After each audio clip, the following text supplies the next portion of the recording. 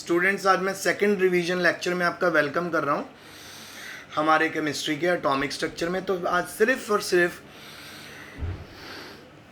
मैं आपको कुछ प्रिंसिपल्स करवाने वाला हूँ जो इलेक्ट्रॉनिक कॉन्फ़िगरेशन में काम आते हैं। तो आज हमारा पहला प्रिंसिपल है, वो है जी ऑफ बॉब प्रिंसिपल। ये क्या कहता है? In the ground state of an atom an electron enters the orbital of lowest energy first, subsequently electron are fed in the orbital in the order of their increasing energy। तो ये order है, ये मैंने आपको कल भी करवाया था। सो इस ऑर्डर के अकॉर्डिंगली बेटा इलेक्ट्रॉन फिल होते हैं। तो ये जो ऑर्डर ऑफ ऑर्बिटल्स है इंक्रीजिंग एनर्जी में, लोअर मोस्ट एनर्जी वाला ऑर्बिटल पहले, हायर मोस्ट एनर्जी वाला दैट इज 7s ऑर्बिटल बाद में। तो अगर आपके पास 15 इलेक्ट्रॉन है, सो 15 इलेक्ट्रॉन को आपको नीचे से ऊपर की तरफ फिल करना है, मतलब लोअर एनर्जी लेवल से हायर में जाना है। तो 1s2, 2s2, 2p6। So of Bob principal क्या कहता है कि जब भी आपने ग्राउंड स्टेट, एटम की ग्राउंड स्टेट में इलेक्ट्रॉन्स को फिल करना है, उनको इंक्रीजिंग एनर्जीज में आपको फिल करना है। फिर उसके बाद हमारे पास आ गया सेकेंड प्रिंसिपल, तो वो है जी पॉलीज एक्सक्लूजन प्रिंसिपल। तो ये क्या कहता है कि कोई भी ऑर्बिटल अपने अंदर मैक्सिमम 2 इलेक्ट्रॉन अकोमोडेट कर सकता है, और वो जो 2 इलेक्ट्रॉन वो अकोमोडेट करेगा उनकी जो स्पिन होगी वो ऑपोजिट होगी। यानी पॉलीज एक्सक्लूजन प्रिंसिपल कह रहा है कि जब भी इलेक्ट्रॉन्स ने ऑर्बिटल में फिल होना है तो वो 2 से ज़्यादा नहीं फिल हो सकते, और अगर 2 फिल होंगे तो उन दोनों की जो स्पिन होगी वो क्या होगी? ऑपोजिट। कभी भी सेम स्पिन में इलेक्ट्रॉन नहीं फिल होंगे। फिर जो थर्ड है वो है जी Hund's rule of maximum multiplicity. Hund's rule of maximum multiplicity क्या कहता है कि तब तक इलेक्ट्रॉन्स की पेयरिंग नहीं होगी जब तक वो सिंगली नहीं फिल हो रहे थे। तो लिखिए क्या कहता है, electron pairing will not take place in the orbital of same energy until each orbital is singly filled. So सबसे पहले अगर आपने 3p में ऑर्बिटल भरना है, 3p3 भरना है, आप उसको 1 2 3 सिंगल इलेक्ट्रॉन भरोगे उसके अंदर। आप ऐसा नहीं कर दोगे कि पहले ऑर्बिटल में 2 इलेक्ट्रॉन भर के सेकंड ऑर्बिटल में 1 इलेक्ट्रॉन भर दोगे। नो, आपको ऑर्बिटल को पहले सिंगली फिल करना है, तभी डबलिंग स्टार्ट होगी। तो तीनों रूल समझ आ गए। पहला प्रिंसिपल ऑफ बॉब क्या कहता है कि किसी भी इलेक्ट्रॉनिक कॉन्फ़िगरेशन में अगर ऑर्बिटल्स को भरना है तो इंक्रीजिंग ऑर्डर में उनको भरना है, पहले लोअर एनर्जी वाले में भरना है फिर हायर में।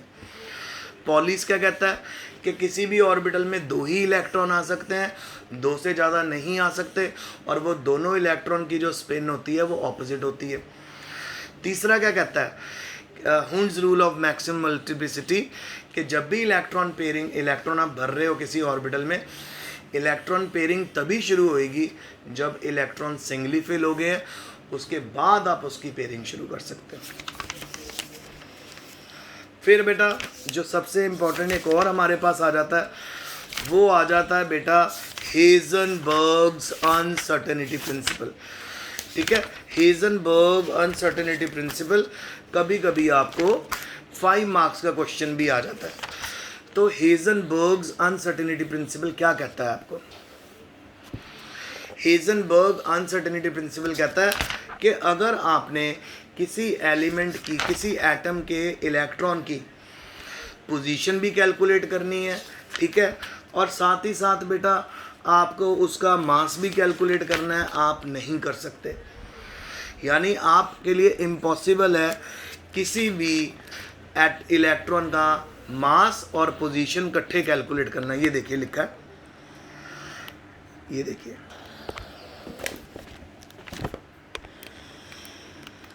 it is not possible to measure simultaneously both the position and momentum of a microscopic particle with absolute accuracy। यानी अगर आप कोशिश करोगे भी किसी इलेक्ट्रॉन की पोजीशन और मोमेंटम फाइंड आउट करने की, तो आपको एरर आएगा। या तो एक टाइम पे आप उसकी पोजीशन मेजर कर सकते हो, या एक टाइम पे आप उसका मोमेंटम मेजर कर सकते हो, दैट्स इट। आप दोनों चीज़ें इकट्ठे कैलकुलेट नहीं कर सकते। अच्छा, अब हेज़नबर्ग अनसर्टेनिटी प्रिंसिपल का हमारी डेली लाइफ में क्या सिग्निफिकेंस है? हमारी डेली लाइफ में इसका कोई सिग्निफिकेंस नहीं है। क्योंकि डेली लाइफ में हम ऐसे ऑब्जेक्ट्स के साथ डील करते हैं जिनकी पोजीशन और जिनका मोमेंटम हम इकट्ठे मेजर कर सकते हैं, क्योंकि वो मैक्रोस्कोपिक पार्टिकल है, बड़ा साइज है उनका। और फिर एक बेटा क्वांटम नंबर के ऊपर प्रिंसिपल है हमारा, वो भी बड़ा इंपॉर्टेंट है, वो भी मैं आपको दिखा देता हूँ। तो वो देखिए ये रहा, ये है पॉलीज एक्सक्लूजन प्रिंसिपल। ये कहता है कि कोई भी 2 इलेक्ट्रॉन किसी भी एटम में, उनके पास सारे 4 क्वांटम नंबर की वैल्यू सेम नहीं हो सकती। तो क्या बोलेंगे, no 2 electron in an atom can have all 4 values of quantum number alike. तो इन सब की जो क्वांटम नंबर की वैल्यू है वो डिफरेंट होएगी।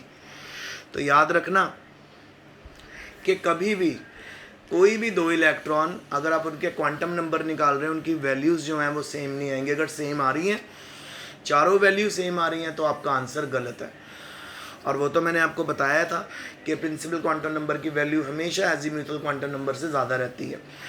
जहाँ जहाँ पे प्रिंसिपल क्वांटम नंबर और एजीम्यूथल क्वांटम नंबर की वैल्यू सेम आ गई, वो ऑर्बिटल पॉसिबल नहीं होता। और जहाँ पे एजीम्यूथल क्वांटम नंबर की वैल्यू ज़्यादा आ गई प्रिंसिपल से, वो ऑर्बिटल भी पॉसिबल नहीं होता। सो बेटा इन सभी रूल्स को बहुत अच्छे से कर लेना। ऑफबॉ, पॉलीज, होर्न्स rule and Heisenberg uncertainty principle, ये बेस हैं आपके एटॉमिक स्ट्रक्चर वाले चैप्टर का। और बेटा ये देखो पीरियोडिक टेबल आपके सामने दिया हुआ है। सो प्लीज़ अब आपको मैं ये भी कहूँगा कि आप पीरियोडिक टेबल भी याद करें। देखिए सारा पीरियोडिक टेबल अगर आपके सामने होगा, आपको याद होगा, तो आप कर ले। तो आप एक काम ही कर लें, आप पहले 2 ग्रुप याद करो, hydrogen, lithium, sodium, potassium, rubidium, caesium, francium, beryllium, magnesium, calcium, strontium, barium, radium. ये भी याद कर लो, इतना भी बहुत रहेगा। तो आज के लिए इतना ही। Stay home, stay safe and best of